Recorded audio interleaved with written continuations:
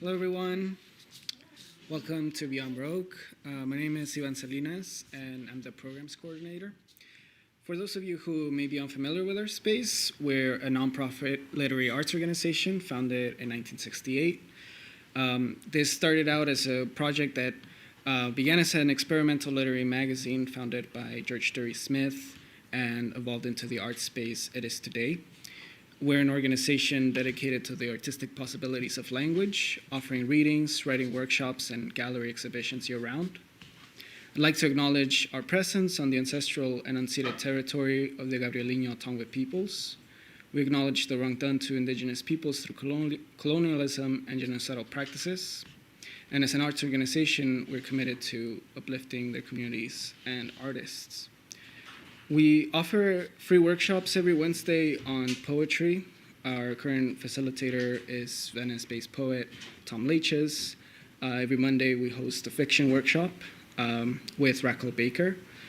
Both of those are at 8 p.m. and they're held on Zoom. You can find more info on our website, and you can also see our calendar of events that we have for the month of March.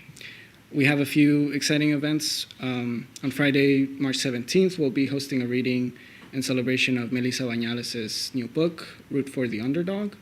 They'll also be in conversation with authors Angela Aguirre, Sean Hill, Jen Chang, and Brian Sonia Wallace.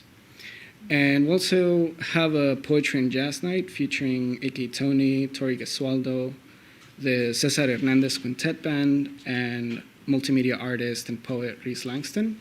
That'll be happening March 31st. So please do come by for those events and check out everything that we have going on, mostly Fridays and Saturdays that we have our space open. Quick shout out to our crew tonight, Eric Alberg in the booth, Jimmy Vega, our assistant director, and Catherine and Genesis interns that you'll find in our bookstore. And I just want to say, if you can support our authors tonight. We have copies of their books on site. We're celebrating Women's History Month.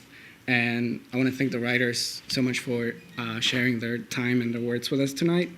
Our host and curator will be taking it on from here now, but just wanted to say thank you as well, Brian, for bringing our authors tonight. So enjoy the reading. Thank you all so much for coming. Welcome, Brian.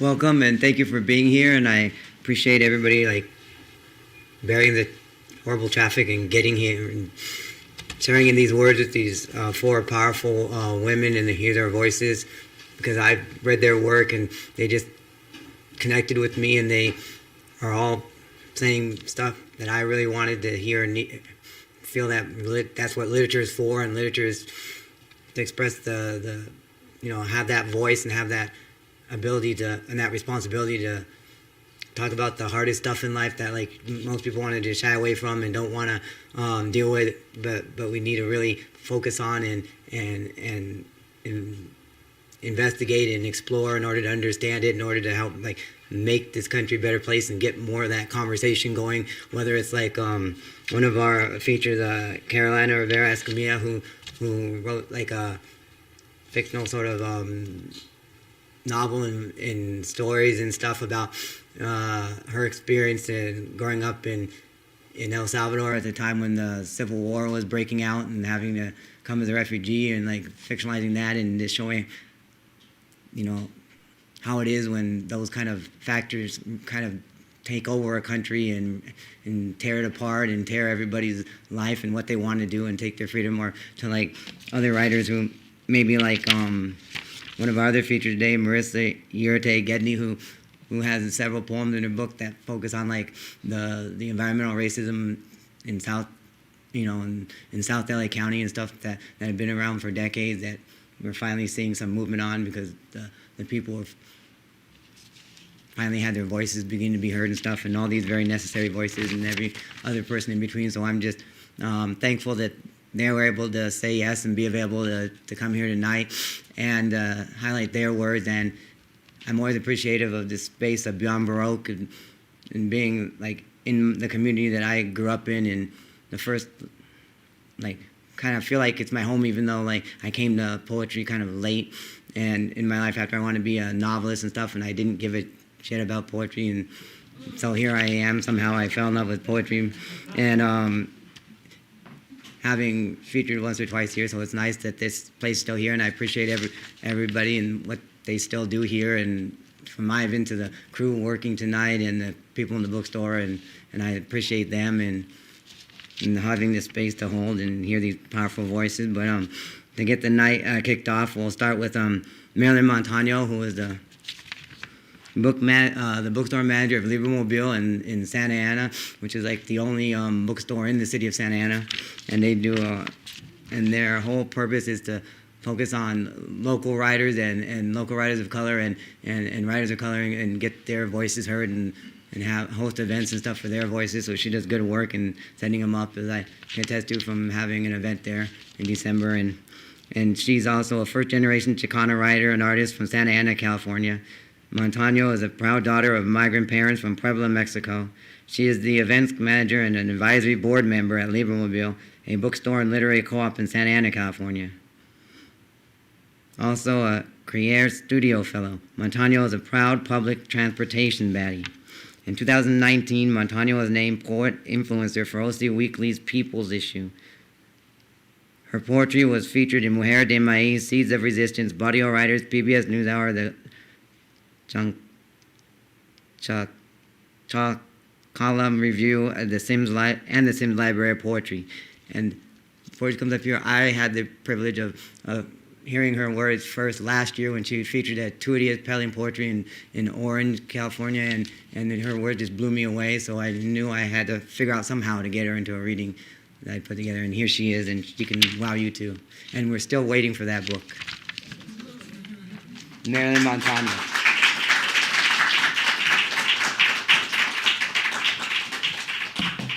All right.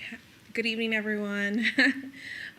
Thank you, Brian, everyone here, and the staff for putting this all together. Yeah, you know, working at Libremobile, behind the scenes, it's a lot of fun, and sometimes I forget that I'm a writer too. So it's moments like this, like, oh, you know, okay, all right, that's right, I wrote things. But anyways, yeah, I've been working on a poetry collection for a while now. Very passionate about public transportation, and a lot of the work that I've done in the past is around anti-gentrification in Santa Ana. So, you know, it's been a work in progress in some of the writings that I've been trying to publish. So some of them I hold dear, and some of them I will share with y'all tonight. So I want to share this poem. It's called March, and I mean, it's March already, and it's Women's History Month, and you know, I wanted to share this poem because I felt like when I wrote this poem, I was very angry around this month, and it's supposed to honor women of color, all femme energy, and so anyways, here I go. March. Sometimes women are praised on the mic. Sometimes women are praised for their labor or not. Sometimes women are praised for their labor or not, I repeat. Women are told to be outspoken, to be leaders, to step up. But for Women Internationals Month, instead of putting up the banner and your hashtags on social media, listen to women the first time their concern is up, the first time.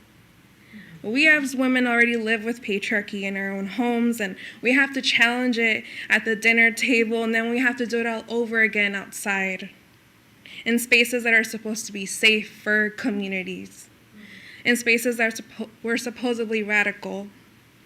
But we hit the streets to protest. We go hard to protect our gente.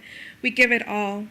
However, when violence lives within community spaces that were supposed to be another home, everyone looks the other way. It's the silence. Do you hear that silence? All right, next poem.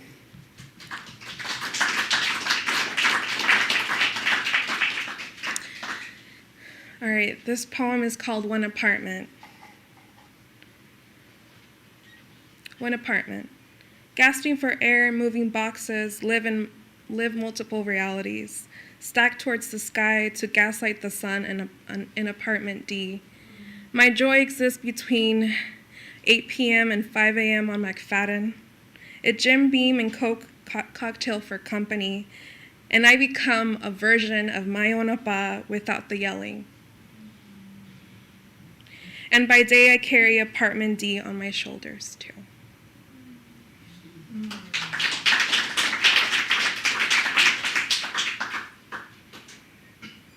The next one's called Smile for the Camera. And some of these are shorties. All right, Smile for the Camera.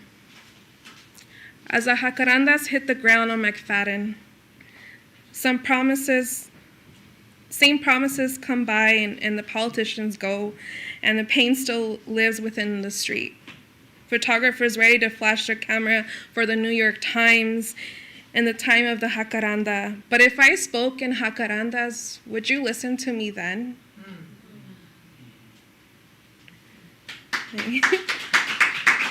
All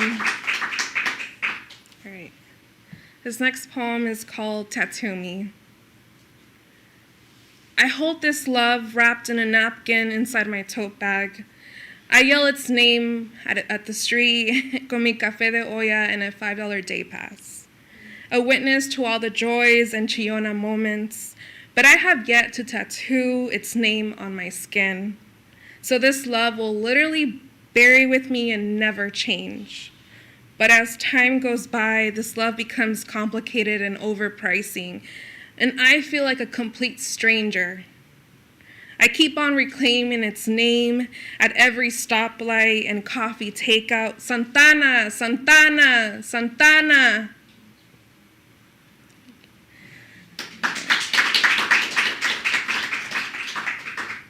Another shorty. This one's called Haunt Them.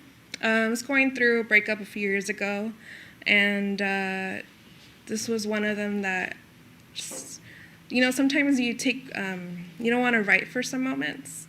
And so then when I wrote, I really started to write, and then all of a sudden, horror films, anything horror genre became my safe space, because before I used to be a real scaredy cat.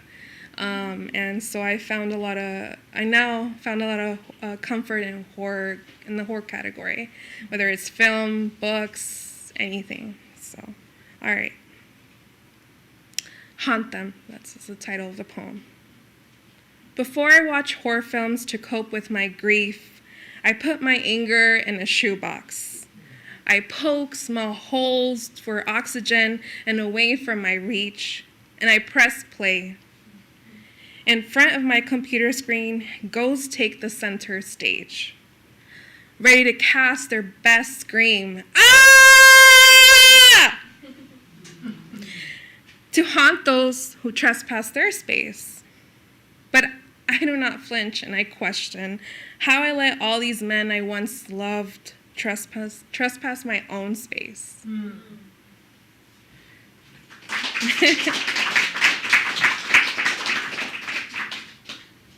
All right, this one's called 24, and I titled it 24 because when I was 24 years old, so shout out to my 24-year self. I'm 29 right now, so. 24 years old me was going through a lot. So yeah, here we are reading this poem for her. All right, 24. I'm all the parts I once used to dislike about my ama. Her stubborn habits. That sigh. I welcome all of them from my feet to my hips and my shoulders. I love them because I love her. But at the same time, I want to dig my ama out of her sorrows and sorrows of my own, because now it's a full house. And now I know what it's like to sit in the house.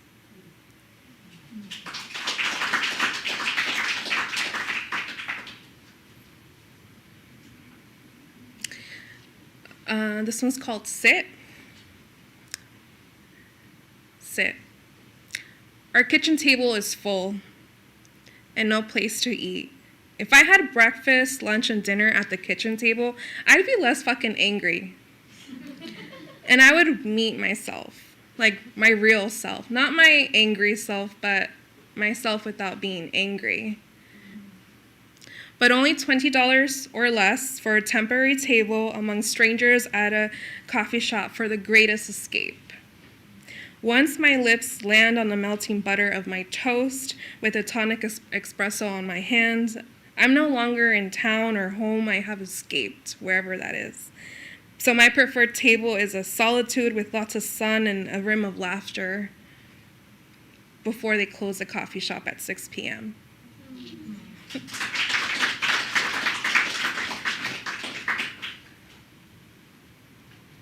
All right. And then for my other poem, it's called Apologies. Once again, you know, when you get called being an angry woman, you know, people get intimidated by you or whatever that means, but nobody really asks, like, you know, okay, like, well, why are you really angry? And like, you know, like, what's the root of it, right? We're around angry women or angry people in general. We just associate them to just being angry, and then we're done for the day. But sometimes we want to be asked why we're angry, and, you know, like, all right. Anyways, so I wrote this poem. It's short. It's called Apologies. And after being angry for so long around issues and organizing around anti-gentrification in my own, in Santa Ana, I think just like any communities, you know, you go into certain spaces thinking it's one thing, you're all in unity, but then things happen internally, and then they're really not what they are. So it's been taking me a while to really heal that part of myself, because now I get to work with young people, and I feel like the cycles keep on repeating, where they come across their own experiences, where they engage, you know, they encounter ageism and patriarchy and all the other isms, you know, and little microaggressions, right? So anyways, and that makes me upset for them, because I wish I could do some, you know, there's only so much I could do for them, right? But sometimes they gotta experience it their own to kind of, for them to find their answer as well, right? And their truth. So anyways, this one's called Apologies, because someone who really hurt me apologized to me, and I didn't know how to feel that. Like, I didn't know how to accept an apology from someone who's hurt me for so long, or part of that hurt. Anyways, it's short, but all right, here we go, Apologies. Tumbling through the Santa Ana wind are the voices from men. I'm sorry, man. I'm sorry. I'm sorry. I'm sorry. Hey, I'm sorry. Mija, I apologize. I'm sorry. But my body escaped long ago, away from Elmwood, 4th Street, San Pedro, parking structures, the phone lines, and the DMs. And the apologies just piled up my doorstep, because right now my body is out of office, so I'm not taking your apology. All right. All right. So those are some of my poems that I want to share with y'all. And, you know, I can't wait to listen to the rest of amazing ladies on the lineup as well. And, you know, please buy something. I just bought 2 books as well. Keep adding to my collection, because that's what it's all about, supporting one another, you know, whether if you can't buy something, but also, you know, keep sharing about, you know, these spaces, because they're important. I know as someone who works behind the scenes at Libro Mobile as well, you know, it's really, word of mouth really goes a long way. So when you share of literary spaces on Instagram or in person or in Twitter, all those and social medias, it really makes a difference. So yeah, enjoy the rest of the night. Yeah. All right. Thank you, Marilynn, and let's give her one last round of applause.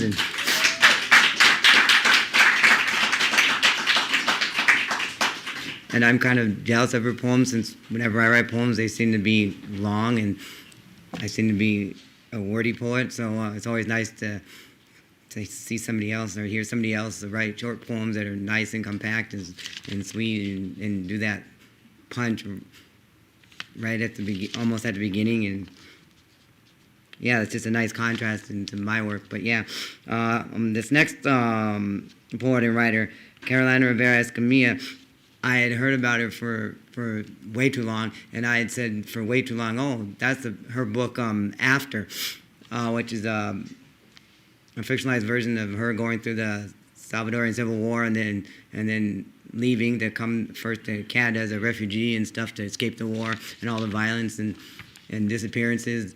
I finally read last year, and it just devastated me, and I was like, this is exactly what literature is for, to explain these, share these experiences, get people to understand these experiences, and especially like this is why people leave countries to come to like America, not for all the reasons that are already talked about. They're here because they want to be safe and they want to actually be able to do what they want with their lives the way they want to and just live a life like anybody else. And I just knew I had to meet her. And then when Lisbeth Coiman had curated a reading at Village Well with that featured Carolina, then I knew I had to meet her, and it was really cool, and so it led to this. So Carolina Rivera Escamilla is a bilingual educator, writer, poet, and filmmaker based in Los Angeles, California.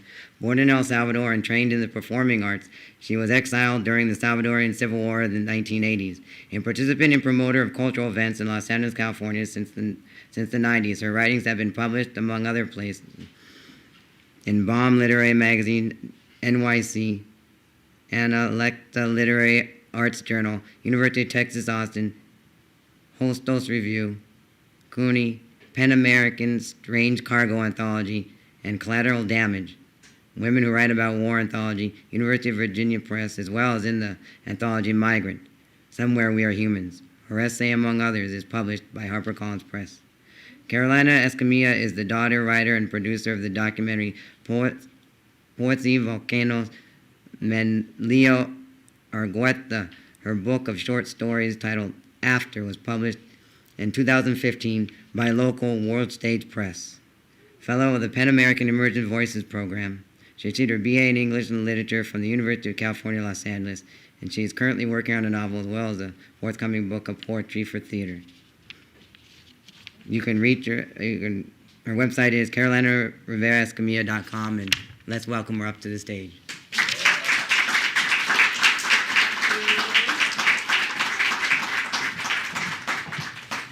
Thank you very much for being here.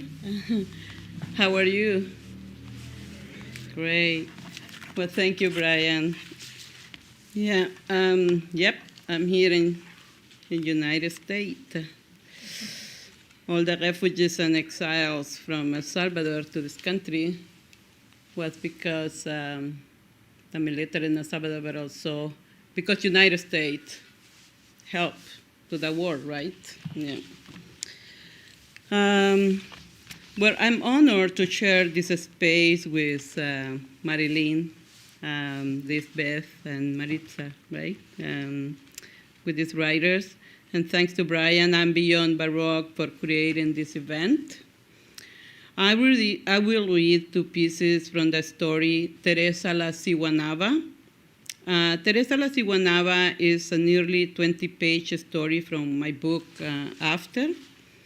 La Ciguanaba is an important myth regarding women, culture in El Salvador, and I really enjoy creating this story.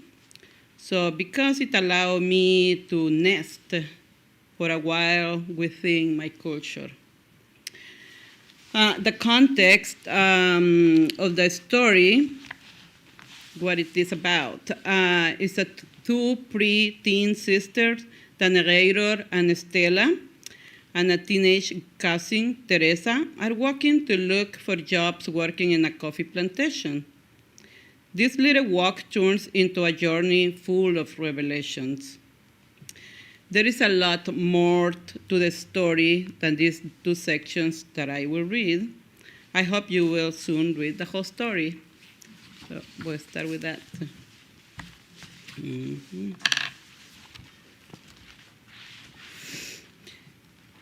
Just don't fly away with La Ciguanaba or get lost with her, Tiallita says from the corner of the house, throwing a look to Mama. Teresa, in turn, throws a look toward our Tiallita. It is the expression of an angry child whose toy someone has taken away.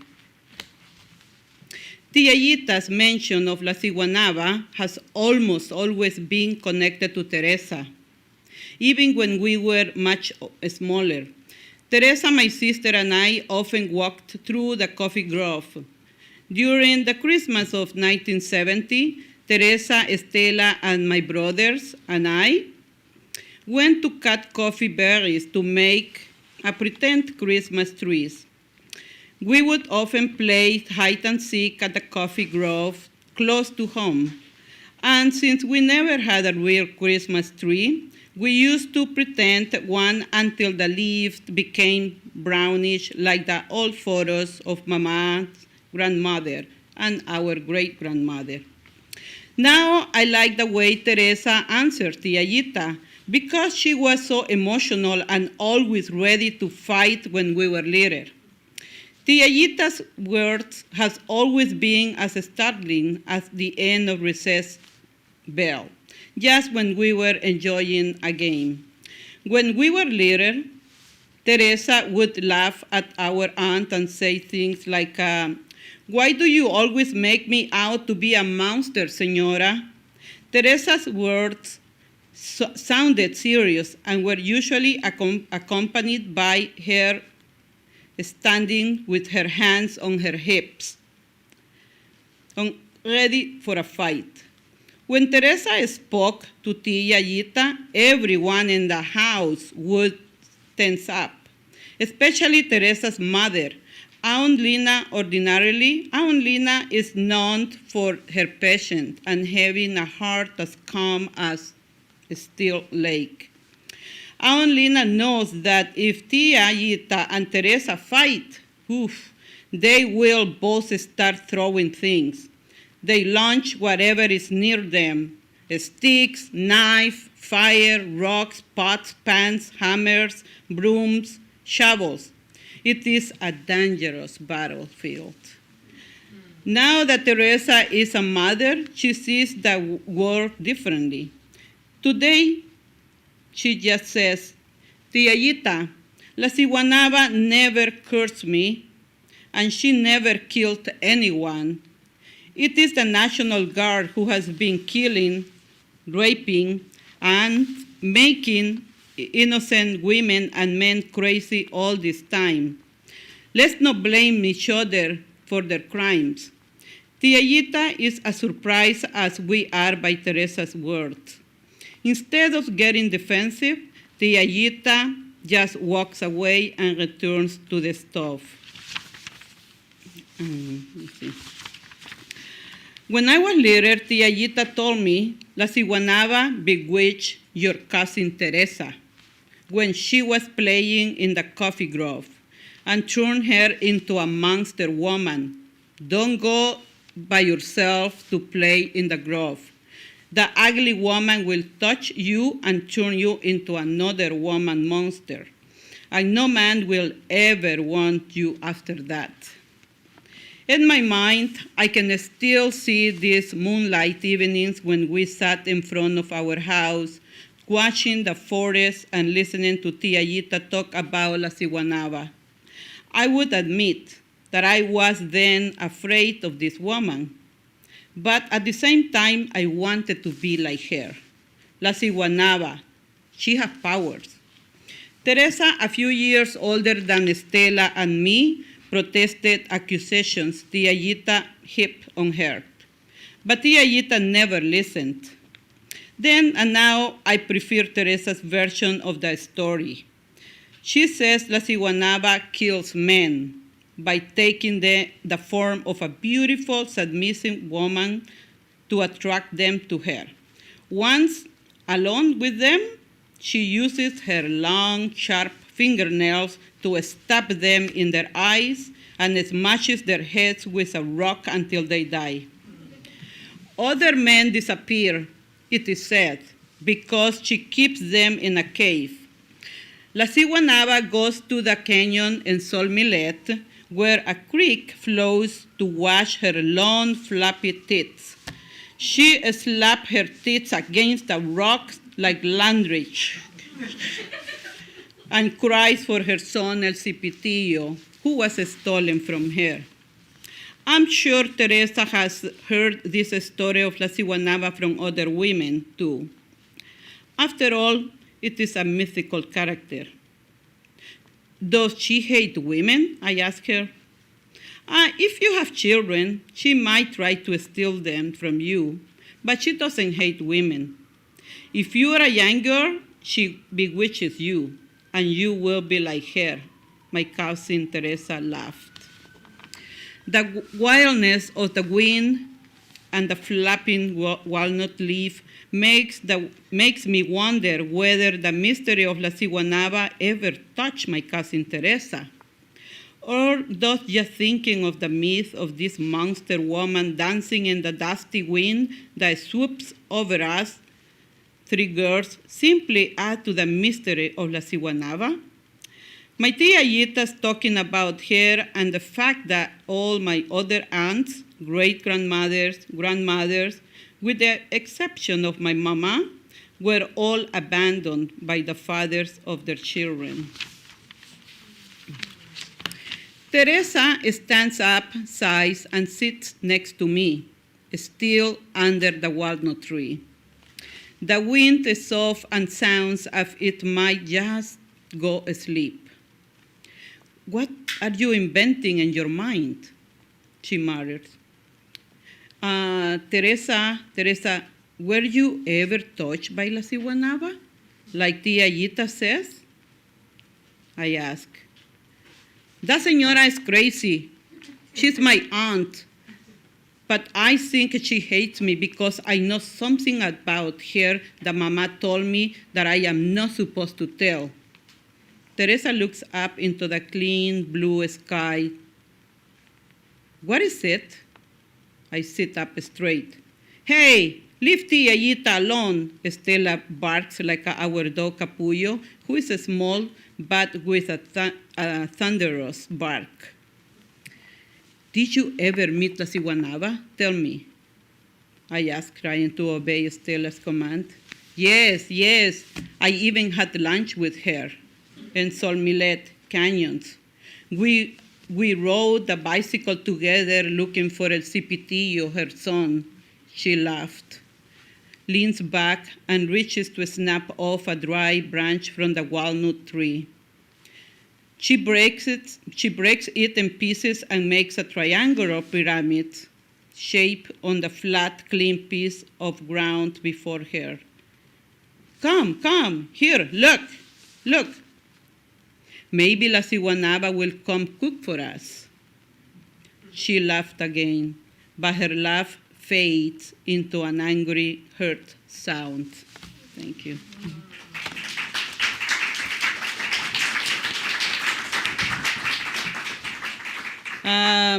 Now, thank you very much. I will read two poems if I have time. I don't know if my time is how much? Two more. Okay, great. Yeah. Two poems. At the end of March, actually, my book of poems, In a Corner of Your Country, will be published. My publishers actually are here, seated here in the audience. Thank you for being here, Michael and Elizabeth. Yeah, they're here. So I'm going to share the poem El Mozote, 1981. During the Salvadorian Civil War, a horrific event took place in El Mozote, a canton. A canton is what we call a small village. The village name El Mozote refers to a wild herb that sticks to clothing. It's a herb. I will leave it to you to look up what happened in El Mozote, El Salvador. Okay?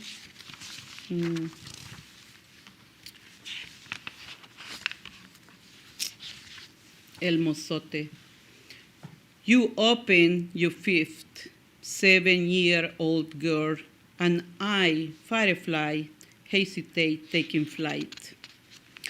Flashing stars, we light up your fear, lost within the space universe, in the darkness, within the dark of this Canton El Mozote. Orchestrated by crickets, you walk to the place where they taught you that God was going to save you. The laughing soldier brings out a razor. By you, child, you feel millions of lightning bugs throbbing in your heart. Pulsating night lights animate your heart, and you see the campfire and watch the stove where your mother blows embers. A soldier's nightly laughter dies out. You enter the blackness embraced in the womb of the earth of the Mozote. I fly from your hand carrying your cries. I chain them among the trees of your village. Your light will stay there for centuries whenever you return with the children of the night of El Mozote. Thank you. And the last poem will be, it's a poem about the pandemic poem. Actually, I'm sure everybody has a pandemic writing or pandemic poem. Confined time. Here in silence, my ribs yearn for wings of blackbirds. Perch on cypress trees, swaying to proclaim evening. Their faces meet mine, souls rising, caress the peachy skin of a Californian sunset. But then, hummingbird, you reach the heart of a yellow rose, your longing fulfilled by a sweet and curly scent. You take a flight, back and forth, meet me inside my hands, between my fingers, kiss away the drowned hours of my confined days. Time washes away our hands still under cascading silver threads, descending on their way into the depth of the sea. Inside our house, noises of routine, footsteps, juggling hands opening to each other, sparkling fans, swirling emotions in a space we have shared for 22 years. Today, at home, our glass box marks the clock of snatched moments revisited in silence. From inside our cage nest, we greet sipping jewels, hummingbirds of the Americas that drop down with blurred wings, tell us they will never thrust themselves willingly in our hands. They flash blue, green laughter through innocence, mock our simple human hands, the selfish desire to seize them in our fist for our own pleasure, to adorn us, imprison them in a selfie, announce for all to see a personal possessions, wearing wings, their edge of joy, their little emerald heads that take me back to guava-scented grass. Yes, yes, yes, hummingbirds, chirp me, tell me your thoughts. Humans, help yourself. Tune in like a hummingbird to our joy, our nature. Understood. Hummingbirds conspire against our bouts of doubt with respect to time, humanly monotonous, calculated, inspired yearnings for freedom. Admiring their loops within a given space, we long to float and meditate. I consider it the glistening breast, the joyful beak sucking colorful delight within its universe from dawn till twilight. We wish to die ourselves. We wish to die ourselves with their familiar poppies and jacarandas. They beat away on dragonflies' wings. Their whispered squeak its flight, and time is gone. They have cheered us. They have cheered our confinement. Ah, humans, help yourself. Thank you. Okay. Yeah, okay. I don't have another. I was going to read something very little in Spanish. Is that okay? Oh, I just let it go. Okay, thank you. Thank you very much for being here, and I hope to see you the March 29. I will be publishing my book of poetry.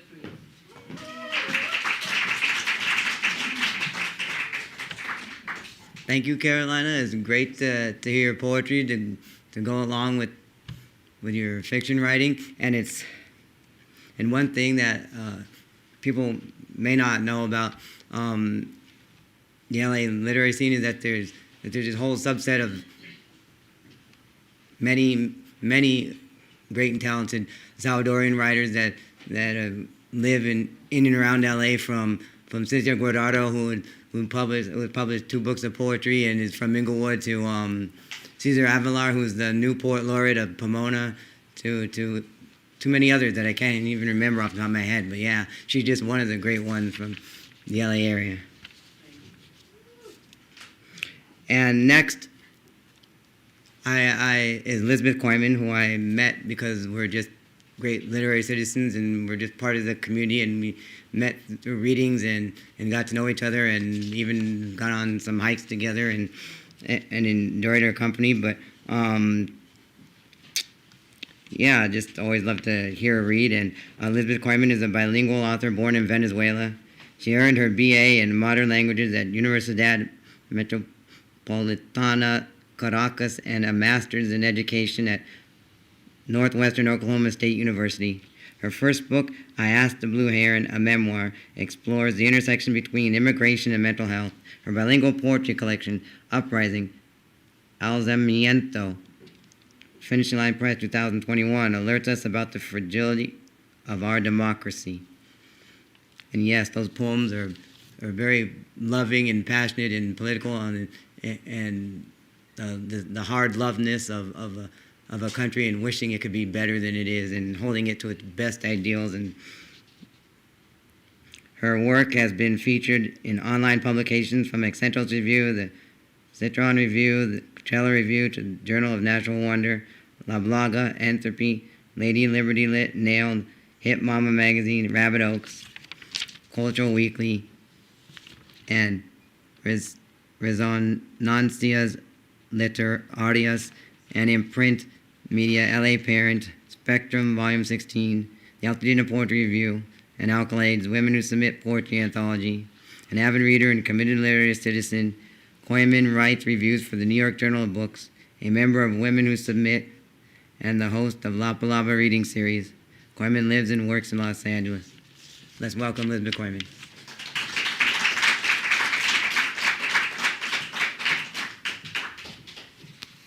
Thank you, Brian, for inviting me. Thank you, Beyond Baroque family, for hosting me again. And thank you to all who came here today to listen to this feeble woman read her work. I'm going to start with a very, very brief fragment from my memoir, I Asked the Blue Heron. Caracas, Toronto, Ponca City. I think we took a wrong turn somewhere, I told Joseph one day after battling yard weeds. As I bent over to attack a dandelion, I saw a blue heron standing across the street from my house. Are you lost? I asked the blue heron. Where is home, blue heron? Where do you and I belong? Why are you here? Why am I here? How do you know where home is when your entire life is a transition? Some people say that my book is fictional, but only if you live in the mind of a schizophrenic you will ever understand what fictional life reality is. Get myself together. I need to dry my hair and get myself together, the poet mumbled into the phone with the guttural voice of a dream. Rolling into the bathroom, she chose a pair of eyes which she pushed slowly into their sockets by rolling them from the side of the head against the counter. But the poet had to take them out again because she realized that the right eye was in the left side, and looking inward into her brain where ideas danced in a frenzy, spilling through the ear canals into the sink, until she decided to start with the hands instead by attaching them to the wrist bone, screwing counterclockwise until she heard a click. One time to circle back to the eyes, then the ears, and finally the mouth, which she kept in a chatterbox, of course. But not before she flickled her feet in place, which she had already set aside, the shoes the night before, along with the nose, which was positioned in the concave side of a face mask. When she had attached all the sensory organs, she tightened the bolts to shut the brain cavity where the marbles rattle against each other. After collecting the hair from the clothesline, folding it, and smoothing the edges with the fingers, she placed the silky strands on top of her head, then opened the drawer of her chester where she kept magnetic eyelashes, acrylic nails, silicone breasts, all of which she applied with crazy glue, of course, before slipping into a sweater dress, proceeding to close the door behind her before she walked into the street, ready to meet the mark in front of the open mic, despite all the noise in her head.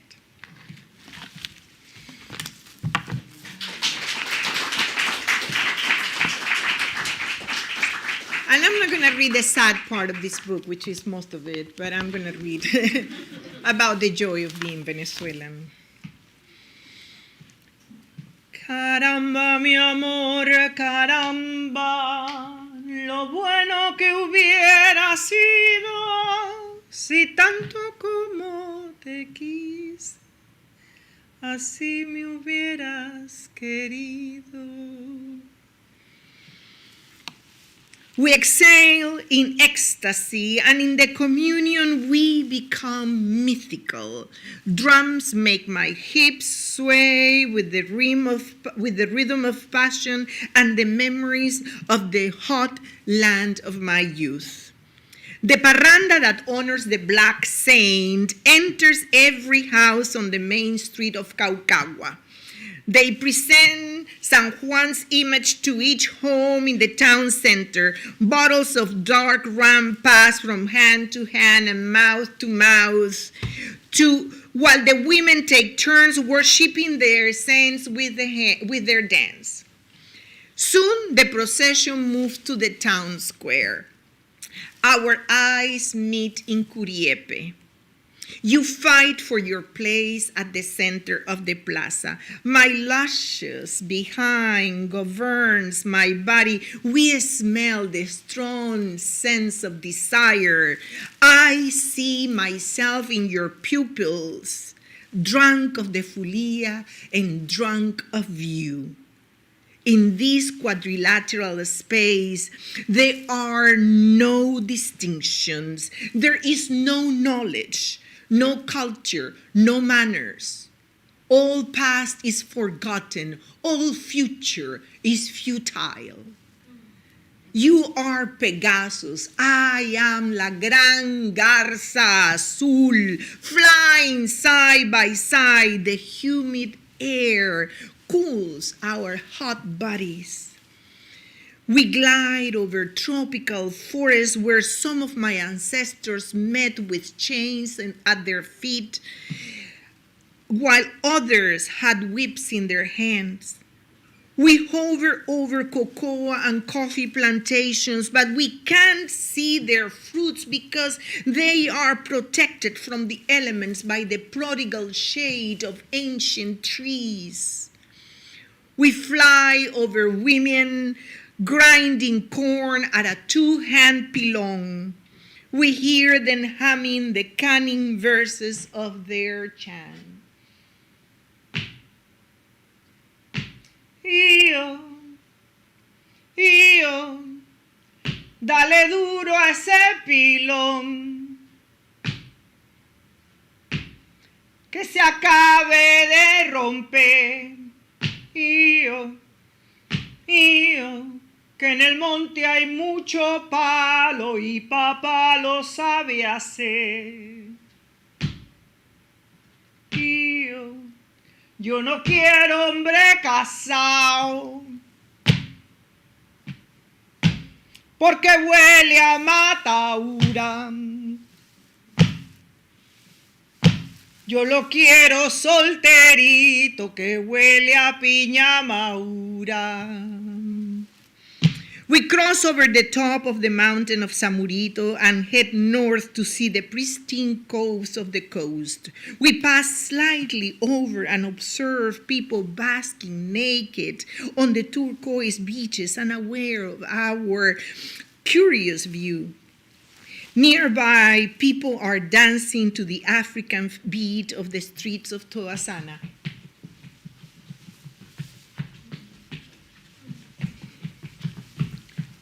Todasana, Chuao, Osma, they wave at us as if it was an ordinary occurrence to see the exuberant great blue heron and Pegasus passing over their magical land. Intoxicating aroma of cocoa beans drying in the sun perfumes the humid air. Sotavento takes us east, and we are now over a forest of coconut trees in Machurucuto, receiving the last rays of the sun. We descend and swim in the warm waters of the Caribbean.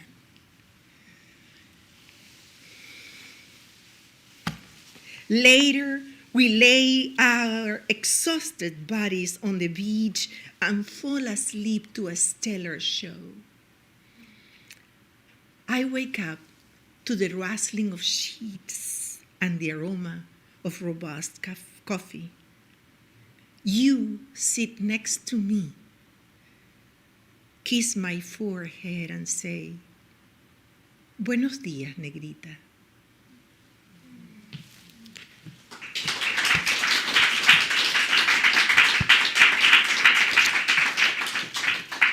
And the last tiny piece for you.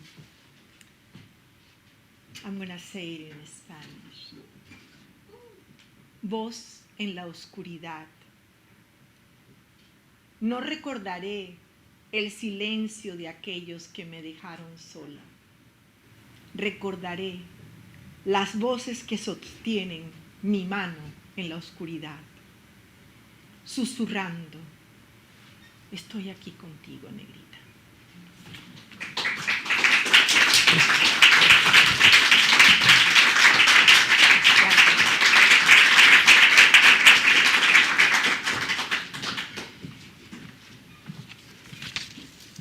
Thank you, Lisbeth, and especially for your great performance in singing and dancing, which is, well, dancing is something you don't want to see me doing.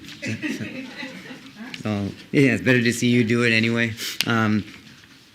As we get towards the end of this wonderful reading, I'd like to introduce Marisa Urritia Gedney, who I met years and years ago through 826 LA when she was working with the in-school projects and working with the kids, and when I was volunteering there and working with them on their Young Authors Book Project, where they'd write an essay about a certain topic and they'd collect them into a book and they'd have their own release party, and then they'd sell them in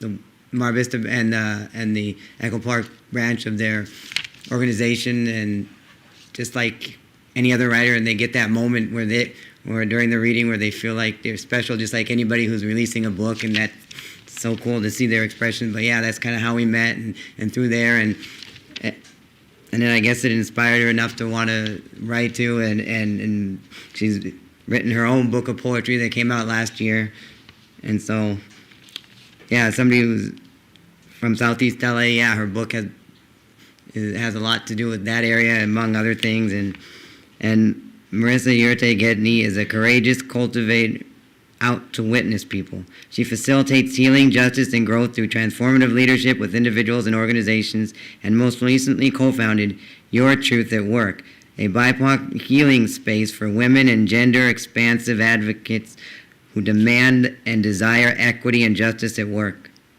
She was invited by former U.S. Poet Laureate Juan Felipe Herrera to read at the Los Angeles Library Series Aloud, and has received a Writers in Residence at Hedgebrook, studied at the Postgraduate Writers Conference at Vermont College of Fine Arts, Our Voices of the Nation, and Los Dos Brujas.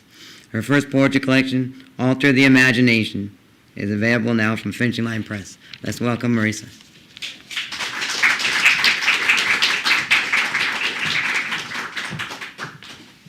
Thank you, Brian.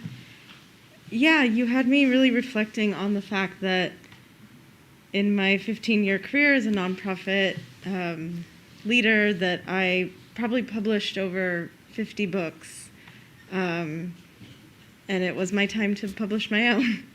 The last time I was here was in 2012 when I started, I think, writing these poems. So in a way, this book it was its time, but it feels old, but sacred old. I needed to write them when I needed to write them, and then I needed a pause. And in 2020, I was able to have the time to put together the manuscript finally, and the space in my heart and in my head to do that. So my book is called Alter the Imagination. It is... What's hard about reading these poems out loud in public is because they are so tied to my lineage. They are really me reflecting on the ancestors and the women in my family and what's brought me here to this moment, and the sacredness of love and what happens over time in love. So thank you to Beyond Baroque. Thank you to Brian for inviting me, and I am honored to be able to read these. Her first tortilla. Pastel lavender kernels of a fading sunset, not nuclear over the 710, apocalypse bright. This corn is claiming colors of what the hills get painted when the sun goes down. Nothing to be scared of in the subtlety of glowing to say goodnight. Corn for tortillas, simple, cheap food for the kids, to spread butter and sprinkle salt on. But she was stubborn, even when there was no point to be made anymore, when alcohol was no longer the problem. It was for her, the fear of it coming back. She packed her metate away, gave up her muscles, turned to sourdough bread instead, San Francisco in a plastic bag, never looked back to the lunch-making days. If she couldn't work, she put her worth into lunches and dinners, nourishing to fix him after so many nights of fresh, warm, pressed hands, pride, hate. She found out he sold them at work for money to buy booze.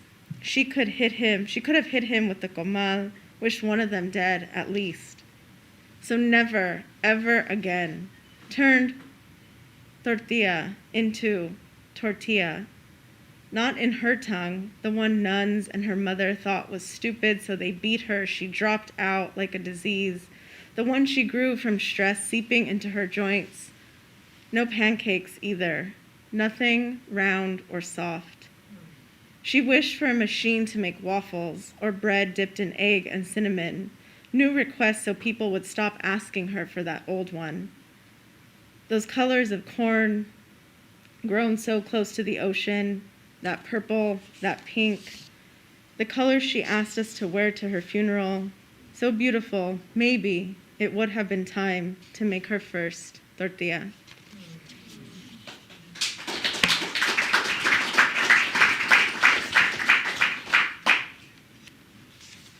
And since you've mentioned, me being from Southeast LA and environmental racism, I'll read this one that's called, What Happens When a Bird Eats Lead? You showed me a bird. If color is communication, I see nothing. How can I know in an instant it means love and hope? I can't see the melanin of its intricate iridescence or know why you sent a message via wings. Is it busy grooming off radiation? I saw 2 sets of Canadian geese overhead. Their honks chased away the morning doves. Who gets to lead and decide when to stop? Late fog lifts as it heats up to 100 degrees. This morning, the 3rd day of fall, satisfying question of who guides me, the bird. White doves hang on Whittier Boulevard, a one-day line for Lolita's tamales. What should I do with all these birds? Watercolor fluorescent wings? Okay. Dance with gallo feathers? Sure. Put them away in poster mail canisters to keep them safe from moths? Yes.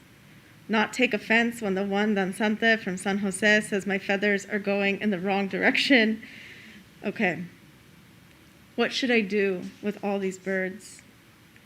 I wish I could give you the hummingbirds too, with the crown mohawk of orange spiking to bite the moon of paradise.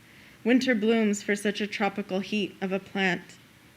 In front of the live oak house, protecting phobias, focused on the pain of a constricting throat and tight chest. I leaned on the spiral iron of the porch to breathe what you couldn't. Lead from the leaking battery plant, pig carcass smoke from Farmer John's. What is it like to live inside dead animals? Freezing bodies for food. To thread bobbins, exhaust from inefficient machines. Is that what makes a woman die at 73? A man died less than a month after her. The birds ate from the same poison. 15 years later, they test the dirt for the first time. You have to bring your soil to them. Greed doesn't need proof. Teenagers with several small dead siblings, children with leukemia, no. Mothers who live in hospitals never talk about their dead children or leave Boyle Heights. This many cases of early cancer cannot be normal. Only death from guns make the headlines. This killer leads an easy massacre. All 4 sisters get cancer. Skeleton mija, crown of feathers, they say, pheasant. But now, each one merged with my thick human hair, I wear my glory high, next to a portrait of an artist against her home, blackbird pinned to the wall. Birds that don't fly anymore have other powers to see faraway near ones. Call them through Apache, the jumps are high, squats that crack knees. A life breathes. If you felt light as joyfully as the dark, you contain all of the earth. Salt and air fly in you. And that's what sets you free. So do knowing mutators. What is the first to go in a bird's wing? Does it start to lose its feathers from the inside? Can it die as it's flying over the water, gliding?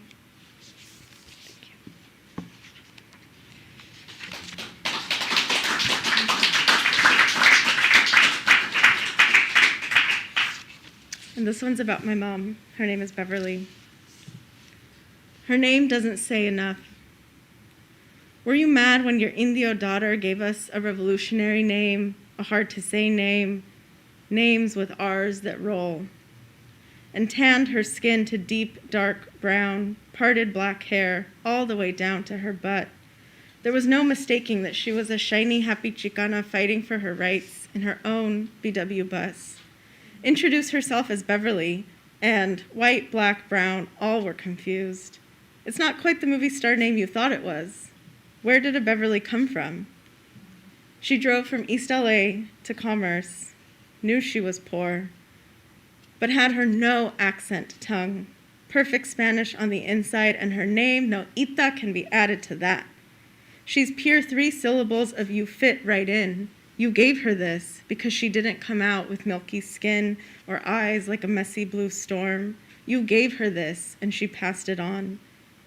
Didn't you understand what happens when people get here? They want to be more American, more not what their skin or voice or smells or sadness show. Were you mad when you found out your granddaughter wishes to speak Spanish like it rolled right out, all natural, no books, no photographic memory to learn the tenses? Her name doesn't say enough. Were you mad to find out we are who we really are?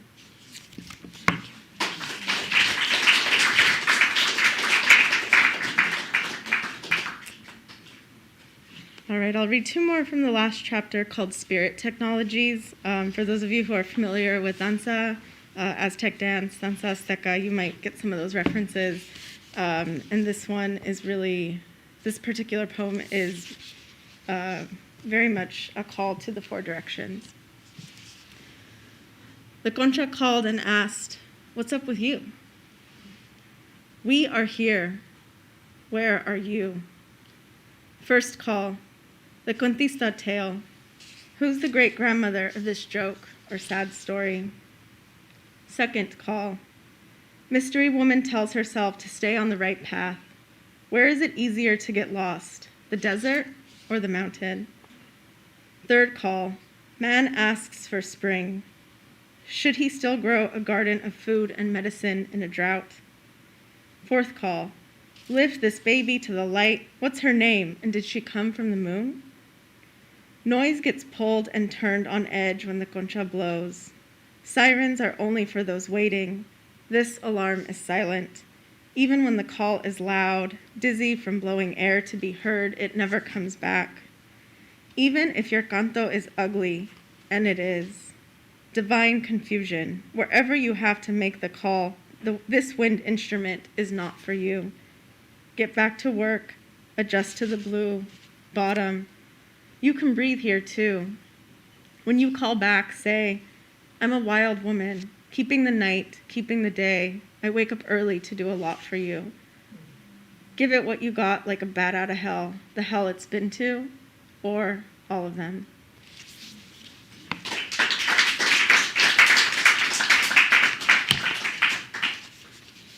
And the last chapter is called Snakes and Ladders. This is a poem that I've never read out loud. I've never read any of these poems from this chapter.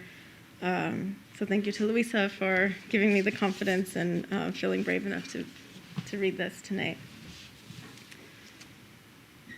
Salvatierra, I know you.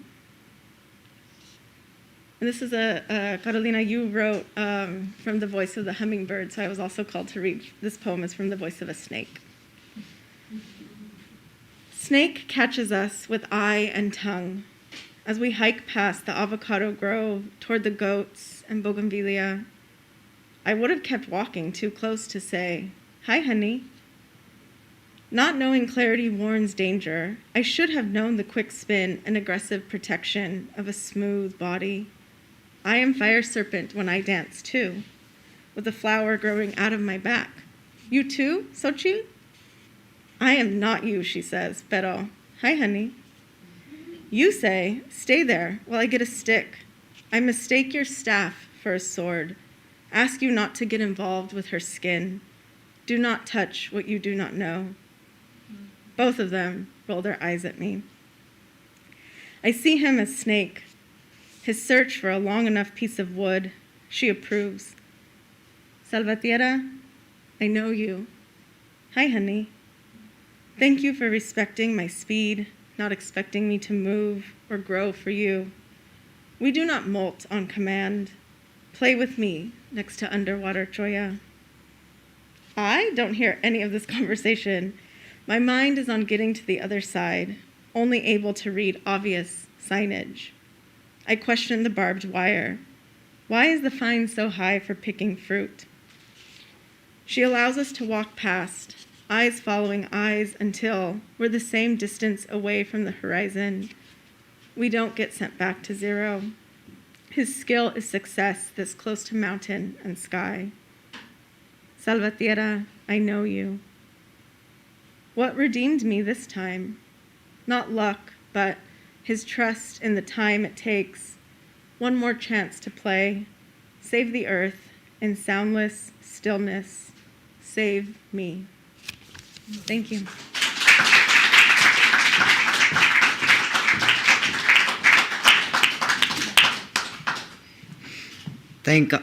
Thank you, Beyond Baroque, for hosting us, and thank you for all 4 readers for reading tonight and agreeing to this.